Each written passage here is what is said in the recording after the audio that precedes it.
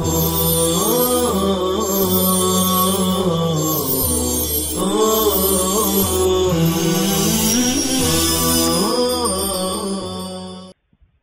علیکم ورحمۃ اللہ وبرکاتہ۔ ہمارے لیے بڑی ہی خوشی اور مسرت کا موقع ہے کہ آج ہمارے درمیان ملک کی بہت ہی مایہ ناز شخصیت اور جید عالم دین تشریف فرما ہے، جنہوں نے آرام سے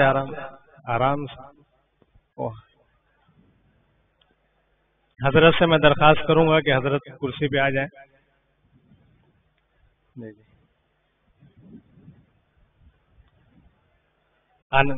راستہ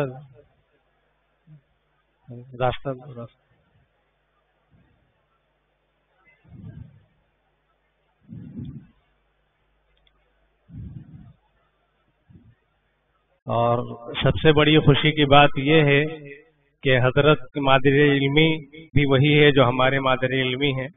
حضرت نے پنجم تک کی تعلیم یہیں حاصل کی اور غالباً مولانا حذیفہ صاحب اور مولانا عبدالحسیب صاحب کے ساتھیوں میں سے ہیں، اور اس کے بعد آپ نے دارالعلوم دیوبند سے فراغت اور افتاء وغیرہ کیا، اور ابھی آپ تقریباً 20 کتابوں کے مصنف ہیں، اور وہ بھی جو اہم موضوع ہے، جس کے اوپر جو تشنا موضوع ہے ان پر آپ نے قلم اٹھایا ہے، اور اسی طریقے سے ادارہ بھی آپ چلاتے ہیں۔ سب سے بڑا کام آپ کا جو اس وقت ہے رجال سازی کا، فضلاء کو تیار کرنا، کہ جو عالم بننے کے بعد آپ کس طریقے سے اپنے علاقے میں کام کریں، اور لوگوں کے ذہنیت کو، نفسیات کو سمجھ کر بڑے بڑے ڈاکٹروں میں آپ کا کام ہوتا ہے، ان کے ساتھ بھی ان کی دینداری اور اصلاحی کام۔ بہرحال ایک کوئی کام ایسا نہیں ہے، دعوت و تبلیغ سے بھی صرف جڑے ہوئے نہیں ہیں، بلکہ اس میں بھی آپ کی خوب پکڑ ہے، اثر و رسوخ ہے، یعنی کوئی میدان ایسا نہیں ہے جو تشنا ہے، زبان و قلم کے بھی ماہر ہیں۔ تو ہمارے لیے بہت خوشی کی بات ہے کہ آج آپ ہمارے درمیان موجود ہیں، اور آپ تمام طلباء سے یہ گزارش ہے، درخواست ہے کہ آپ کی ہر بات کو دل کے کانوں سے سنیں، اور جو آپ اپنے تجربات اور مشاہدات کے روشنی میں آپ کے سامنے جو بات رکھیں گے اس کو آپ لوگ اپنے ذہن اور دماغ میں بیٹھا لیں، تاکہ آپ بھی حضرت جیسے بن سکیں اور ایک وسیع الفکر لے کر اس عالم میں کام کر سکیں۔ حضرت سے معذرت کے ساتھ۔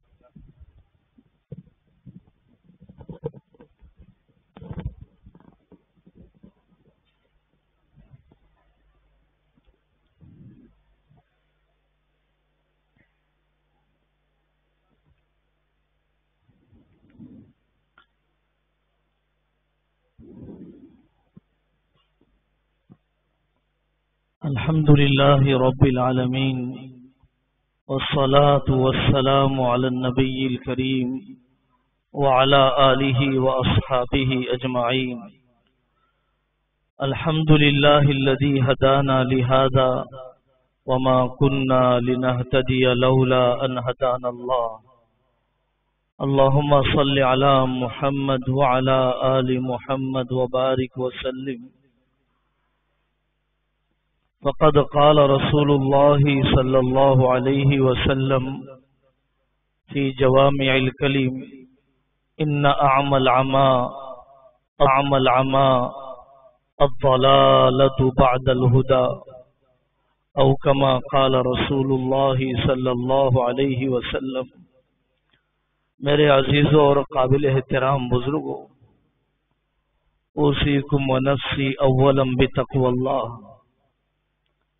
ہم سب کی سب سے پہلی ضرورت تنہائی کا تقوی حاصل کرنا ہے، تمناؤں کا تقوی حاصل کرنا ہے، عزائم اور ارادوں کا تقوی حاصل کرنا ہے۔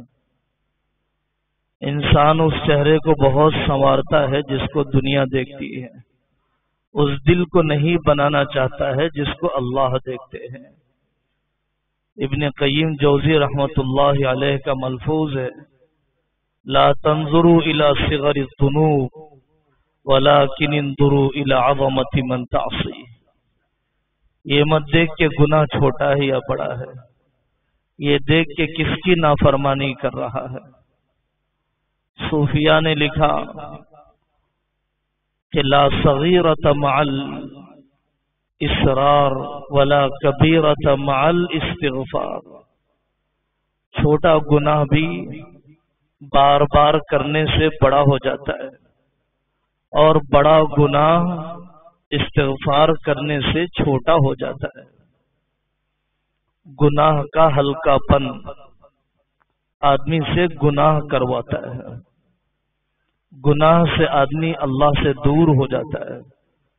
یستخفون من الناس ولا یستخفون من اللہ، لوگوں سے چھپنا چاہتے ہیں، اللہ سے چھپ نہیں سکتے ہو، اللہ سے بچ نہیں سکتے ہو۔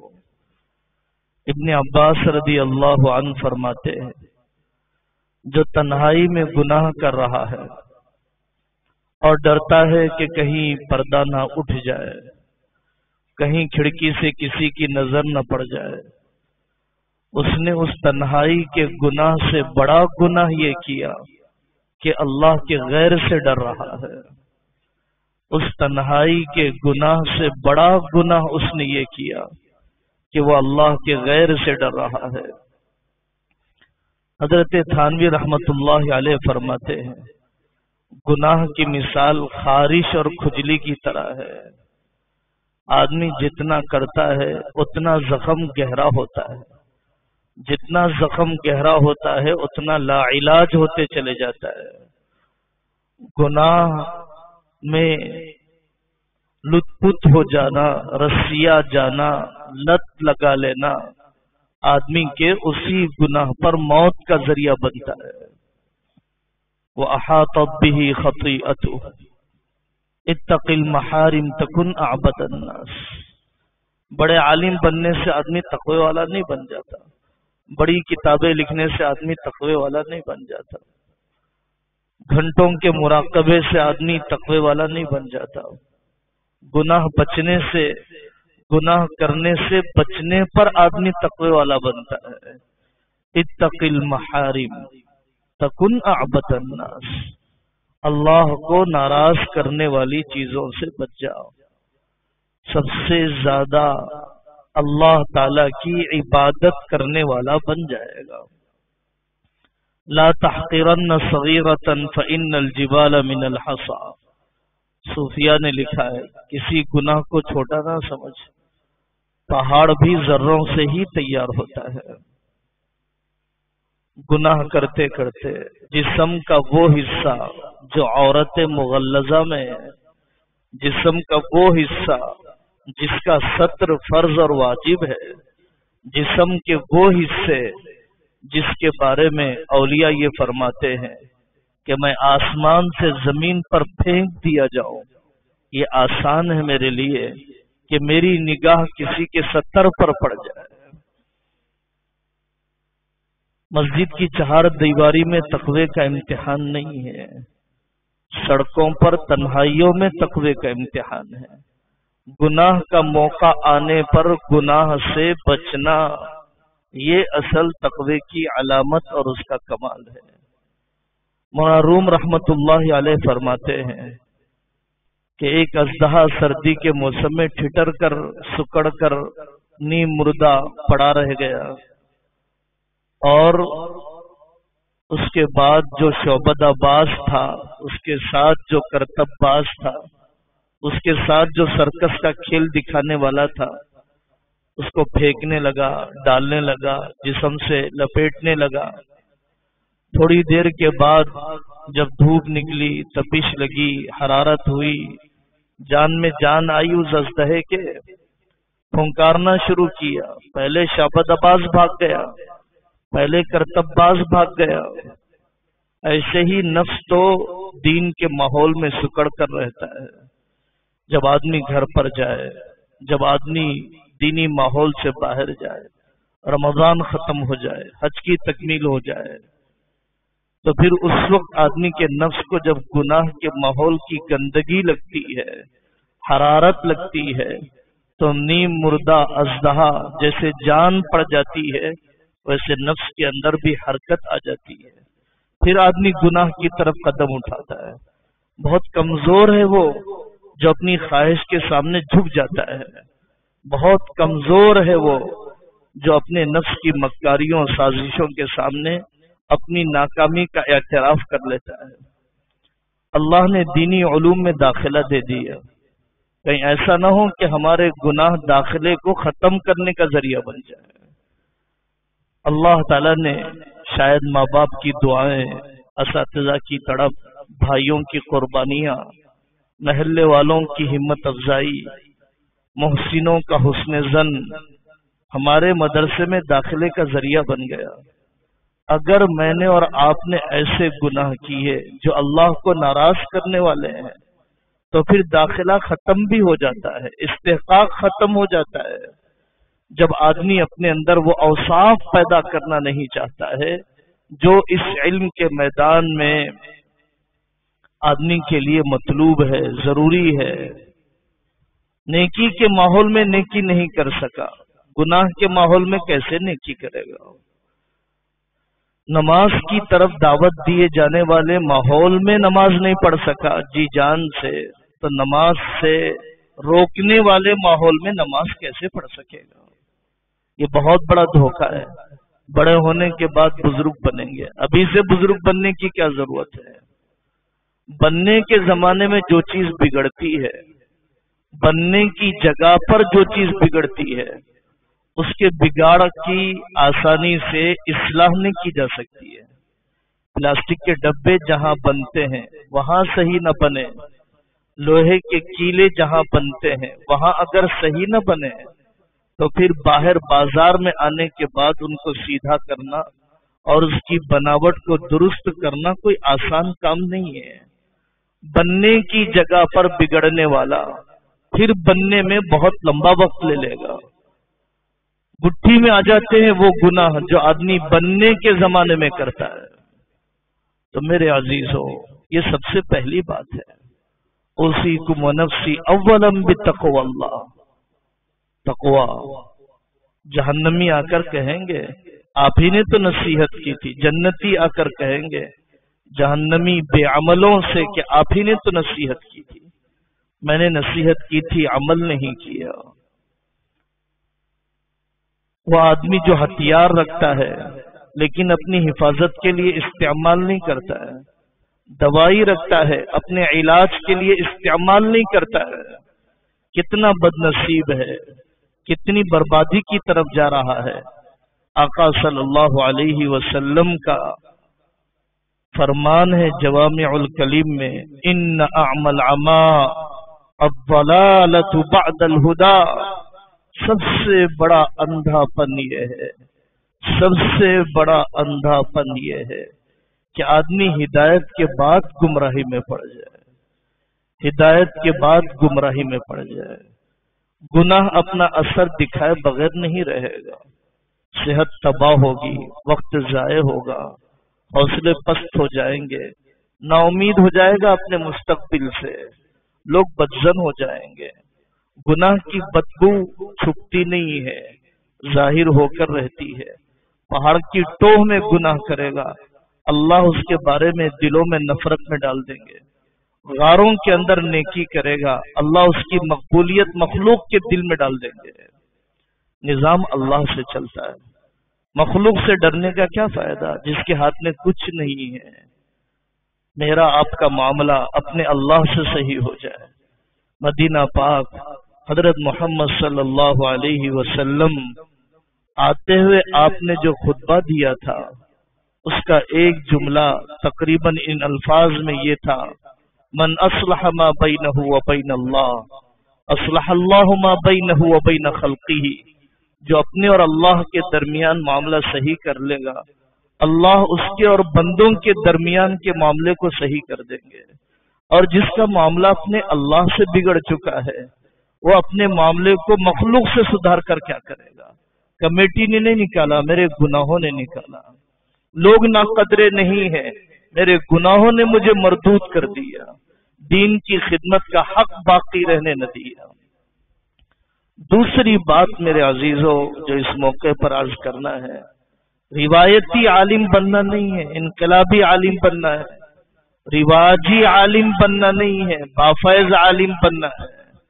تاریخ میں جتنے بزرگان دین سے اللہ نے کام لیا، مجددین سے کام لیا، یہ وہی لوگ تھے جو زمانے کے اندر اسلام کے قلعے میں پائے جانے والی خلا کو پورا کیا کرتے تھے، خالی رہ جانے والے شعبے کی تکمیل کیا کرتے تھے۔ پیدا ہو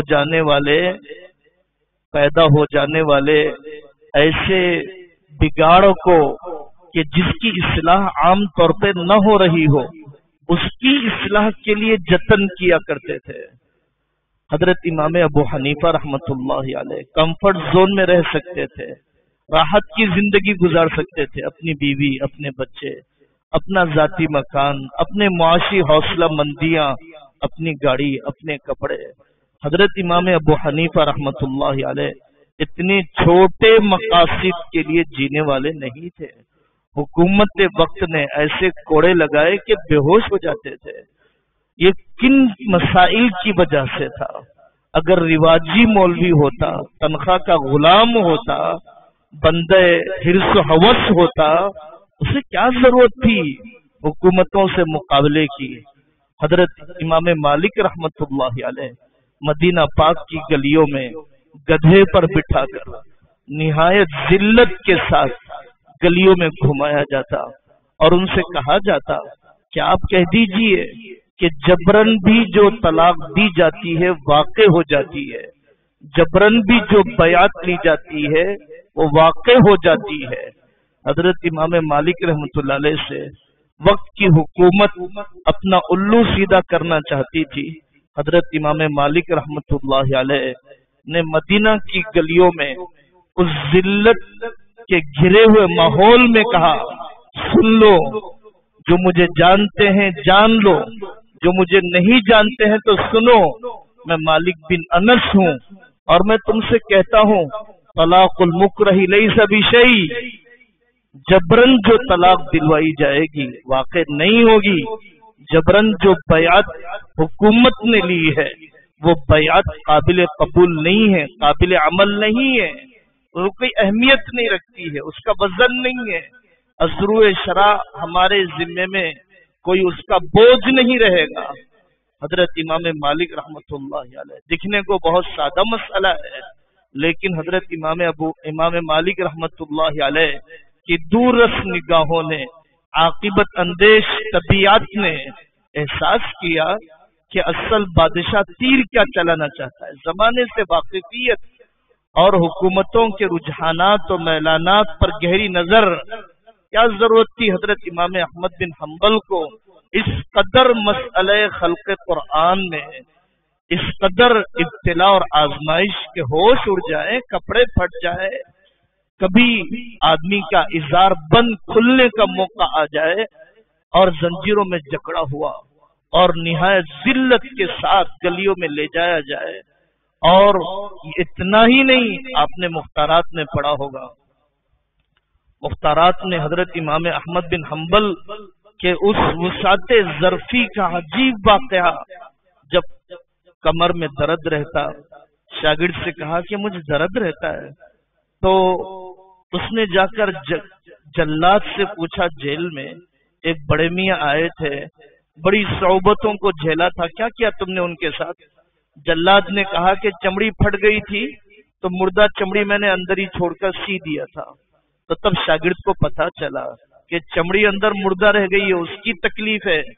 شاگرد نے کہا کہ حضرت تھوڑا سا نشے کی چیز لے لیجئے، احساس ختم ہو جائے تو سند ہونے کے بعد چمڑی کاٹتا ہوں اور وہ مردہ حصہ نکال دوں گا۔ حضرت امام احمد بن حنبل رحمت اللہ علیہ نے فرمایا کہ یہ تو نہیں ہو سکتا ہے، زندہ چمڑی تم کاٹ لو۔ زندہ حصہ انہوں نے کاٹا، بغیر سن کیے کہ کاٹا، مردہ حصے کو اندر سے نکالا، چیخیں نکل جاتی تھی اور جملہ زبان سے نکلتا تھا، اللہم اغفر للمعتصم، اے اللہ معتصم باللہ کی مغفرت فرما۔ شاگرد نے کہا کہ حضرت جس نے یہ حشر کیا ہے اس کے لیے آپ دعا کر رہے ہیں۔ حضرت امام احمد بن حنبل نے فرمایا یہ بنو عباسیہ سے ہے، آقا صلی اللہ علیہ وسلم کے چچا کے خاندان سے ہے، میں کیا منہ دکھاؤں گا میرے آقا کو؟ اگر انہوں نے مجھ سے پوچھ لیا کہ احمد تو نے مقدمہ بھی دائر کیا تو میرے چچا زاد رشتہ داروں کے بارے میں سامنا نہیں کر سکتا ہوں۔ یہ ظرف چاہیے اس میدان میں کام کرنے کے لیے، جو تنخواہوں کے نہ ملنے پر کام چھوڑ دیتے ہیں، جو امامت اور کمیٹیوں کی تھوڑی سی توہین آمیز حرکتوں اور باتوں پر میدان چھوڑ کر نکل جاتے ہیں۔ شرم آتی ہے ان واقعات کو سناتے ہوئے، اپنی تنگ ظرفیوں کو دیکھتے ہوئے، اپنی پست اخلاقی کو دیکھتے ہوئے۔ روایتی عالم اسی قسم کے ہوتے ہیں، انقلابی عالم ایسے نہیں ہوا کرتے ہیں۔ چوٹ لگنی چاہیے آدمی کے دل پر، بے حسی ختم ہونی چاہیے آدمی کو۔ مردوں کی طرح جیے تو کیا خاک جیے ہیں۔ چوٹ لگی ابن عابدین شامی کو، پوچھنے والے نے طلاق کا مسئلہ پوچھا، انہوں نے کہا مجھے پتا نہیں ہے۔ چوٹ لگی احمد دیدات کو، دیکھا کہ لوگ بائبل لا کر لوگوں کو عیسائیت کی دعوت دے رہے ہیں۔ چوٹ لگی حضرت مولانا مرتضی حسن صاحب چاندپوری رحمت اللہ علیہ کو، چوٹ لگی محمد علی مونگیری رحمت اللہ علیہ کو، اور پھر اس کے بعد انہوں نے ایک نیا نظام تعلیم، قادیانیت سے مقابلہ اور راتوں کی نیند حرام، اس کے لیے اسفار۔ چوٹ لگی ابو المحاسن سجاد صاحب رحمت اللہ علیہ کو کہ اس ملک میں پرسن اللہ خطرے میں ہے، مسلمانوں کو اپنے قضایا اسلامی شریعت کے مطابق فیصلے کرنے کے مواقع ختم ہو رہے ہیں۔ ابو المحاسن سجاد صاحب رحمت اللہ علیہ نے امارت شریعہ کا، دارالقضاء کا نظام قائم کیا۔ چوٹ لگی حضرت شیخ الہند کو اپنے دل پر، اپنے ضمیر پر انگریزوں کے غلبے اور اس ملک سے مسلمانوں کی سلطنت کے خاتمے کی اس چوٹ نے بے قرار کر دیا۔ ہماری بے حسی کی بھی کوئی انتہا ہونی چاہیے۔ ہم دیکھ رہے ہیں تاریخ مسخ کی جا رہی ہے، کیسے آباء و اجداد کو بگاڑ کر ان کی تصویر پیش کی جا رہی ہے۔ ہمیں غیرت جاگنی چاہیے اور بغیر کسی جذباتیت کے کرنے کے کاموں کی طرف متوجہ ہونا چاہیے۔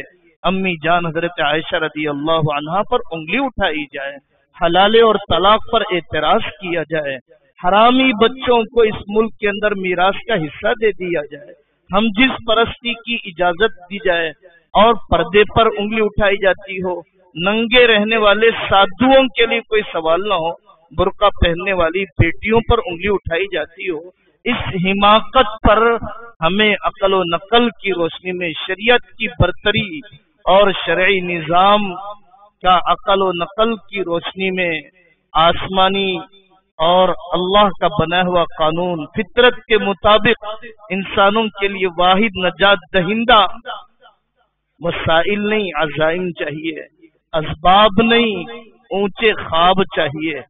کام کرنے والوں نے کہاں نہیں کیا۔ پٹنہ میں صادقین، صادق پور ایک محلہ، سید احمد شہید رحمت اللہ علیہ کا قافلہ گزرا، کتاب لکھی ہوئی ہے صادقین صادق پور۔ حضرت سید احمد شہید کا جس وفاداری سے ساتھ دیا، جان و مال کو جھونک دیا، سید احمد شہید رحمت اللہ علیہ کے حج کے زندہ کرنے کا عمل، خلافت کے زندہ کرنے کے عمل میں ساتھ دیا۔ وسائل نے سے حضرت تھانوی کے پاس اعلاء السنن احکام القرآن لکھنے کے، نہ بجلی تھی نہ کمپیوٹر تھی، کام کر دیا۔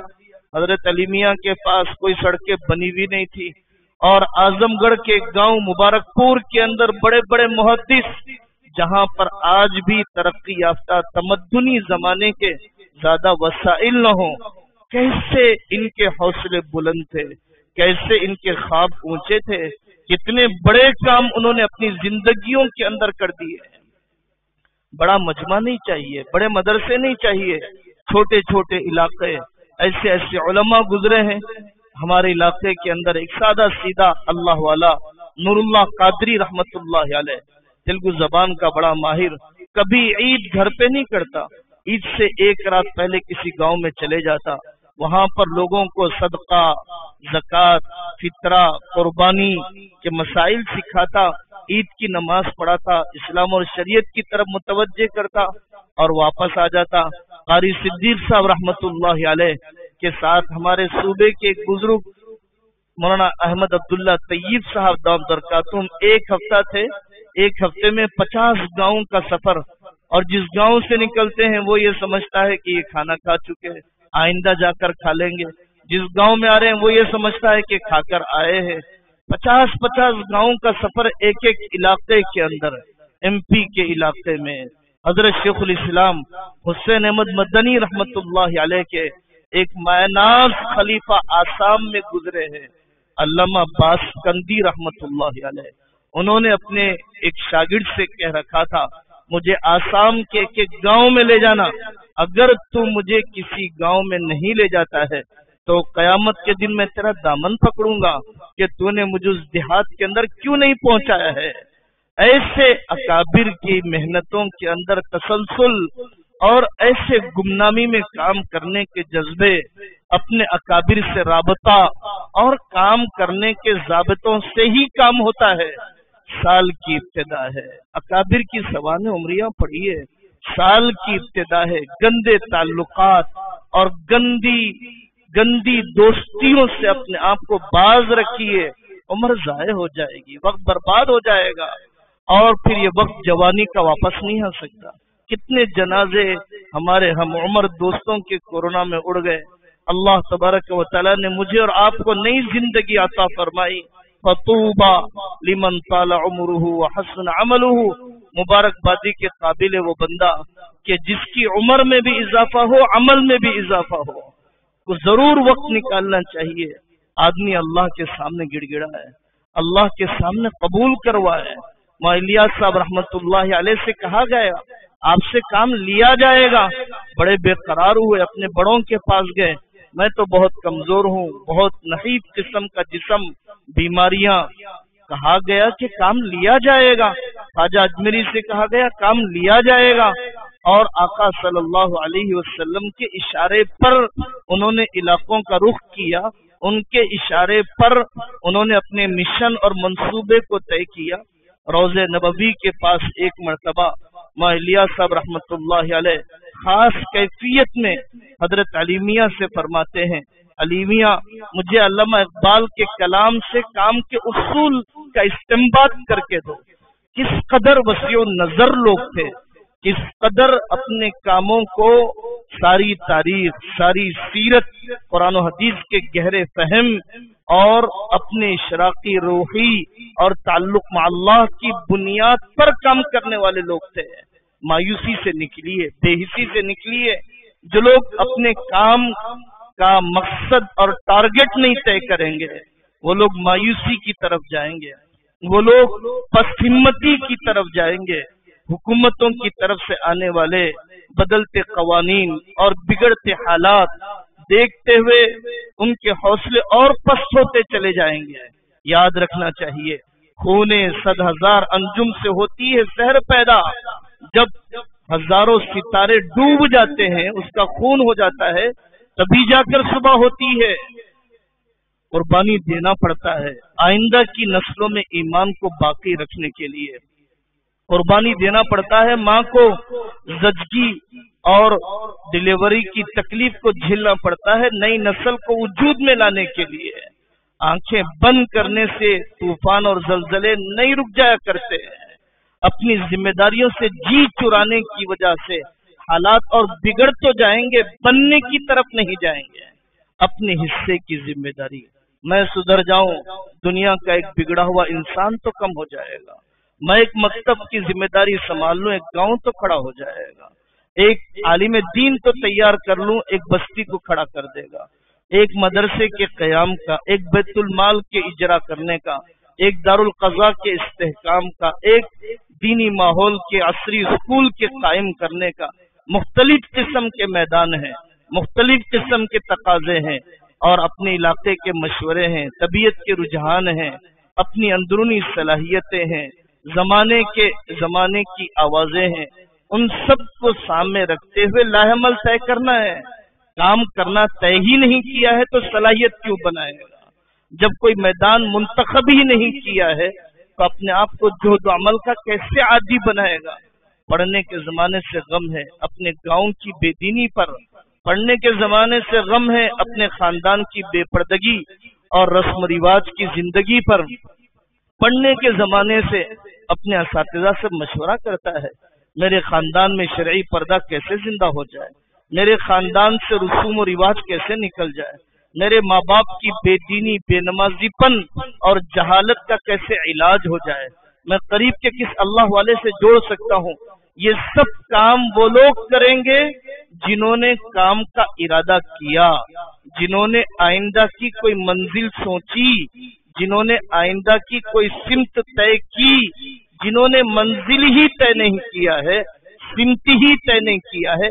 ریوڑ کی طرح بکریوں کو ہانک کر لا لیا گیا، جانوروں بھینسوں کی طرح گرفتار کر کے ڈبوں میں بند کر کے لا لیا گیا، جن کا اپنا کوئی مقصد نہیں ہے، جن کا کوئی اپنا ذاتی شعور نہیں ہے، جن کا کوئی اپنا بلند احساس نہیں ہے۔ اس ریوڑ سے کوئی توقع نہیں کی جا سکتی ہے، اس بھیڑ سے کوئی امید نہیں کی جا سکتی ہے۔ اس لیے میرے عزیزو، اللہ تبارک و تعالی مجھے اور آپ کو اپنی بچی کچی زندگی کی قدر کرنے کی توفیق عطا فرمائے، علماء ربانیین کی صف میں ہمیں شامل فرمائے، انقلابی علماء، انقلابی شخصیتیں، اللہ تعالیٰ اس کی صلاحیتیں، اس کے اسباب اور اس کی صحبتیں، اس کا مطالعہ اللہ میرے اور آپ کے لیے مقدر فرمائے۔ وآخر دعوانا ان الحمد للہ رب العالمین۔